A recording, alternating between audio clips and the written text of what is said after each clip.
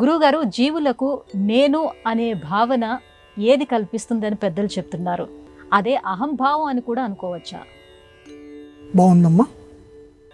జీవులకి నేను అనేటువంటి భావన కలిగించేటువంటిది పుట్టుకతోటే మన వెంబడి ఒక వాయువు వస్తుందట. ఆ వాయువుని శఠవాయువు అంటారు. జీవుడు కడుపు లోపల ఉన్నప్పుడు, అమ్మ కడుపు లోపల ఉన్నప్పుడు దేవుడు రోజు మాట్లాడుతుంటాడు జీవుడితోటి. స్వామి, ఆ మలమూత్రాల్లో కంపుని భరించలేక ఆ జీవుడు అన్నీ తెలుస్తూనే ఉంటాయట వాడికి. భరించలేక దేవుణ్ణి శరణు వేడుకుంటాడు.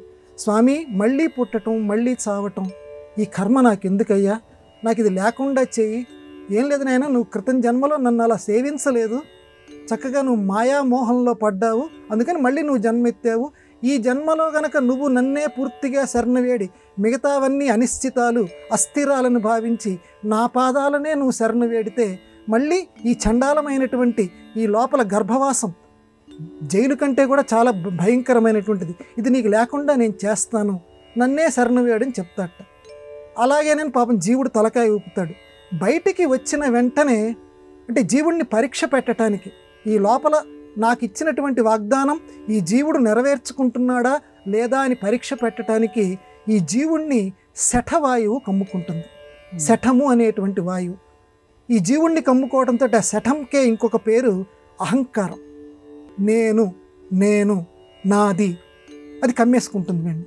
అప్పటిదాకా దేవుడు తప్పించి ఈ ప్రపంచంలో ఇంకొకటి లేదు, దేవుణ్ణే శరణు వేడతాను అనేటువంటి ఆ జీవుడు కెవ్వున కేకేకే అని క్వాకా అని ఏడుపులు మొదలుపెట్టి నాకు ఆకలిస్తోంది, నాకు అమ్మ, ఇట్లా మొత్తం నాది నాది నాది అనేటువంటి ఒక స్వార్థంలోకి మనిషి జీవుడు ప్రవేశించుతాడు.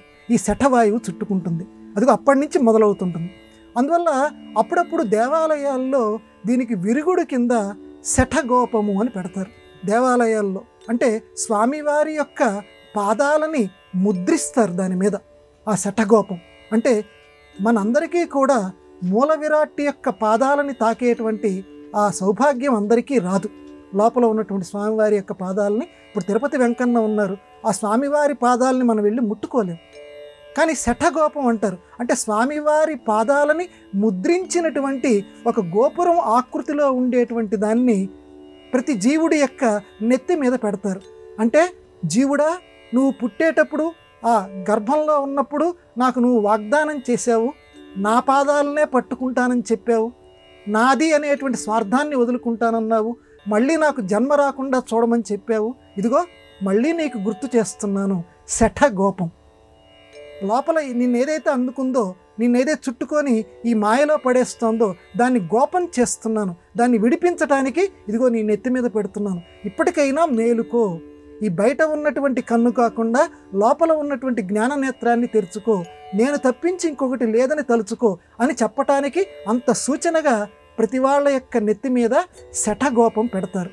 అప్పటికైనా జీవుడు గ్రహించి ఇది అశాశ్వతము, ఈ శఠం అనేటువంటి వాయువు నన్ను కమ్మింది, ఈ మాయ తొలగిపోవటానికి స్వామి నా నెత్తి మీద ఎలా వచ్చారు, ఆ పాదాలే అవి నిజమైన పాదాలు, ఆ శఠగోపమే స్వామివారి పాదాలు అనుకొని ఆ క్షణం నుంచైనా మిగతా ఉన్నటువంటి బంధాలని, ఈ అహంకారాన్ని వదిలివేసి తామరాకు మీద నీటి బొట్టులాగా ఉంటూ స్వామి పాదాలని శరణు వేడితే ఆ శఠవాయువు మన నుంచి పక్కకు తొలగిపోతుంది. అంటే అహంకారం పక్కకు తొలగిపోయి స్వామి పాదాలని శరణు వేడి మళ్ళీ జన్మ రాకుండా ఉండటానికి జీవుడు ప్రయత్నిస్తూ ఉంటాడు. ఇది చేయవలసినటువంటి కర్తవ్యం.